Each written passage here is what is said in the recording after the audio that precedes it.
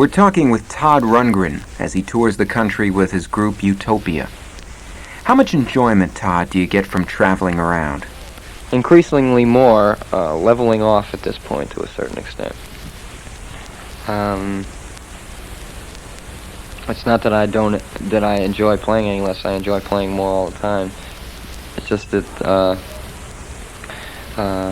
although I've become more and more comfortable with playing live, I've become less and less comfortable with the innate situation of going on the road. You know, that is the excessive traveling and the ever-present economic hassles that everybody faces. You know, and we're seeking other methods of broad exposure rather than just touring live. Are you satisfied with the audience reaction? Oh yeah, I think we are. We have specific trouble areas which are not necessarily troublesome. They're just places where we have yet to break ground, and the reaction seems to be getting more and more unified. You know, we have our own audience and our own kind of audience, and they usually sit and listen for the concert, and then at the end they freak out. I think the audience knows how to respond better to the show we give now. You know, thinking about it in the abstract, it may not seem as romantic a concept, you know, without playing all the old material and stuff like that, but it's a much more unified approach, and in the real-time sense of sitting there and listening to the concert, it comes off generally much better. I know you have a lot of fans. How do you feel about having such a large and loyal following? You have the possible prospect of meeting every single one of them, and that's the reason why I read the fan mail. But the point is, I have nothing to say to change the life of any one of them, you know, or anything more to say to them, or can do no. I can't do any pointless gesture to indicate that I like them any better because they wrote me a letter. You know, it's you know, like say hi, how are you? You know, so do something that really ultimately would mean nothing to me because I would be doing it by the dozens. You know, just to do any of that, it has no particular point, and then people will sometimes, knowing this, will do things, you know, just to try and provoke me to answer them, you know. And the reason why I make records is because I can just be as objective as I am as a person. That's at my most objective when I make those records, because I just want to be able to listen to them a year later, and I want them to always be at least worth something. So that's the way I deal with them, and I've considered it over and over and over again, and I've tried to figure out, well, is there some other way I want to do this? Should I really make a serious attempt at picking out the best letters or something like this and writing to people and stuff like that, or involving people in this karma that I've got myself involved in, you know, through whatever, and I just have to back off to where I originally was, even though my entire attitude about it is completely different, you know, even though I always get to see the best of all my fans whenever they write something to me or they make something for me. It's always like an expression of the best part of them, and I really appreciate that, and it influences me and helps me. But I can't, you know, I'm not that kind of, if I'm a teacher at all, I'm not that kind of teacher. It's only by example. I can only be reasonable. If I meet them, then I'll treat them as a human being and be as reasonable as I can with them, but I can't do something thoughtless just to please them, you know, like write a letter back. When to do that means I have to do it for all of them, you know. Can you get upset from reading some of the fan mail? It upsets me whenever I see somebody in an acute state of ignorance about anything. I still tend to take it personally when it's about me, you know. I mean, I get more generally upset when I see somebody that has a bad attitude about life. That even though I feel in a certain way relieved that they use me to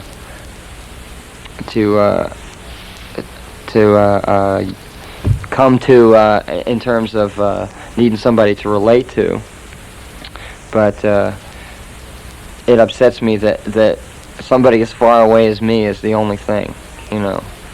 That the whole point of my, at least at this point, the whole point of my making records is not so that somebody can relate more to me than to anybody else. It's so that they can relate to themselves and thereby relate to each other.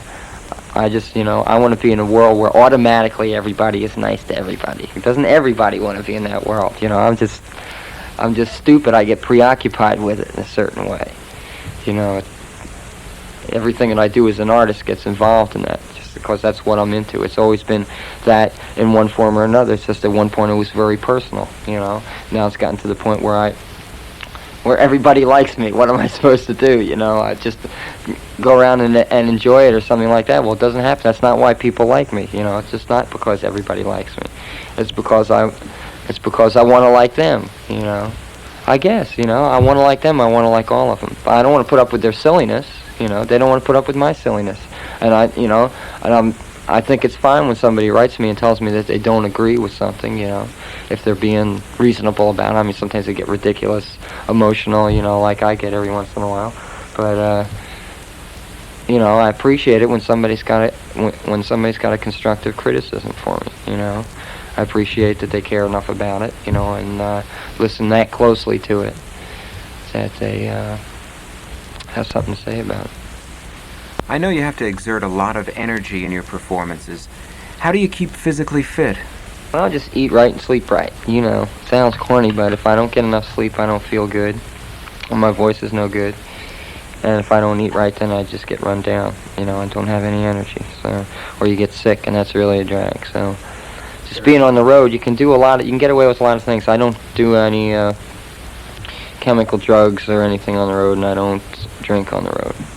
Very rarely. If I have a day off, I might get a little drunk some night or something like that. You know, I'm not trying to paint a spotless picture or anything like that, but as a general rule, it's too much of a drain.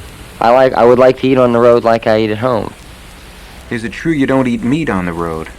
No, there's never any meat involved. It's just, at least not for me. It's not necessarily a banned attitude, although we have what we call the Utopia Food Co-op, which is an attempt to get some decent food for everybody while on the road, instead of like luncheonette food and crud food, you know. And it's just as an economic measure. It very rarely involves meat because it's too expensive, you know, on the road. But it's not, you know, it's no religious conviction or banned prerequisite or anything like that. It's just as one feels inspired. You do a lot of reading, don't you? Good old books. I've been traveling with a library lately. I have one suitcase with clothes in it and one suitcase with books in it.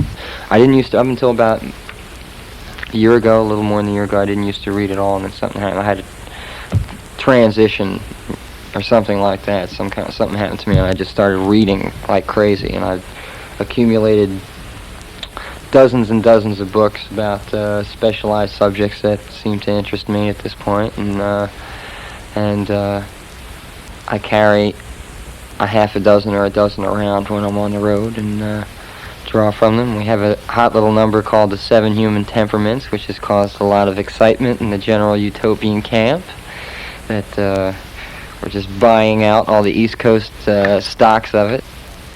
How close do you get to the real world of record sales and monetary figures? I keep only minimal contact with the real world as used in this context. In terms of sales, even when I know what the figures are, they don't mean anything to me. You know, they just seem to, you know, like if I had enough time to spend in the business and know how much so-and-so sold in records, you know, and know that he's like big, you know, I can compare him in real life terms, you know. If he's a household word or something like that, you know, then I know what my relation to him is or something like that, or I don't know how many records equals how many dollars. I don't know any of that stuff, you know, because I don't pay attention to that large an aspect of it. So I don't know. I know when it's selling good because everybody at the record company's happy. I know when it's selling bad because everybody at the record company's not so happy. So that's about as close as I get to it. I know you'd like all the singles that you release to be hit records, but can you understand the failure of some of the records that you've released? I understand it, but it's like I never make them to be hit records or commercial whiz-bang, you know. I just make them, and I have an explicit deal with the president of the record company that I make them and he sells them, and that never the twain shall meet, at least for the time being, you know. That I will not tell him how to sell records, or which records to sell even, and he will not tell me what records to make or how to make them. And that's, to me, makes me happy. Now, most record companies are not like that, you know. That's the only reason why I stay on this record company. I suppose if I couldn't get that attitude out of a record company, I would not make records at all, you know. Is Bearsville your record company?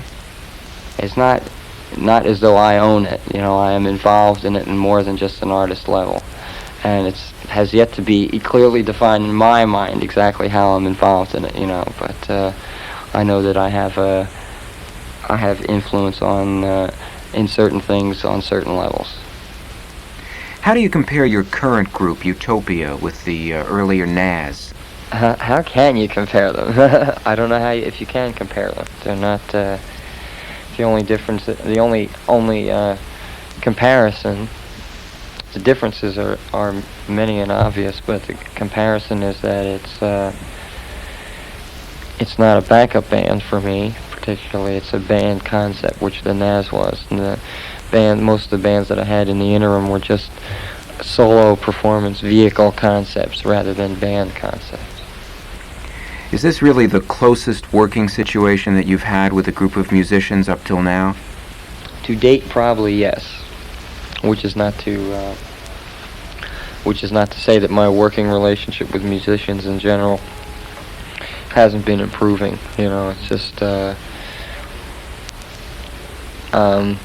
I'm broadening my musical language to the point that I can communicate more readily with other musicians.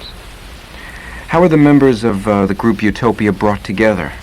Through common projects previous to our going on the road. They played on my solo albums, either separately or in combinations, and